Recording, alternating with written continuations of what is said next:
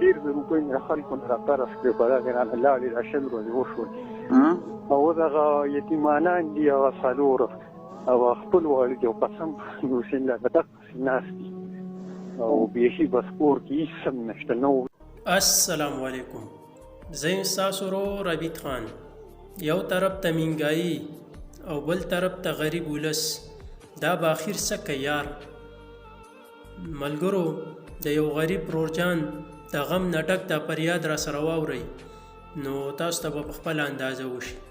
نو راځئ د دې رورجان دا فریاد لږ شانتې ورو.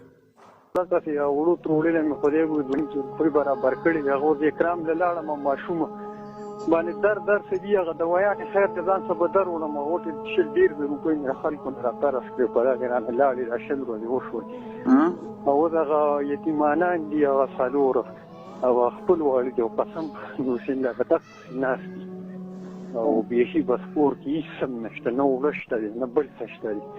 هغه ماشومه بیماره خو لا پرېږده په هغې باندې اوس کور کې 2 جړل مور ته ویل ډوډۍ نه بس هغې والله د خپل مرګ سوالونه یې کول به ډېر زیات هغه شومه بار راووتم او تاسو ته مې رنګ وکړو مالګو دغه هسپتال ته د ونډي د موټر سایکل راوالم در به شم. ته راشه وبشې الله به خیر کړي. ته راشه او ماشومې څه مسله ده که اپنډکس وغیره څه مسلې هغې سرجي به موږ بیا ما ته ووایي که نه ټیک ده انشاءالله.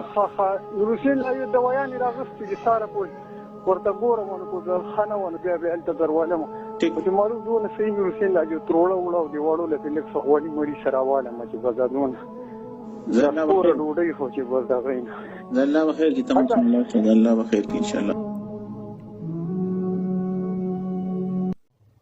ښه ملګرو، د دې رورجان دا فریاد به تاسو اورېدلی، بس الله دې را باندې خپل رحم وکړي، ځکه چې ډېر د افسوس مقام وي چې کله هم یو انسان خپله مجبوري د بل انسان سره شریکوي. نو اوس ماله اجازت راکئ د بلې ویډیو پورې. د الله په امان.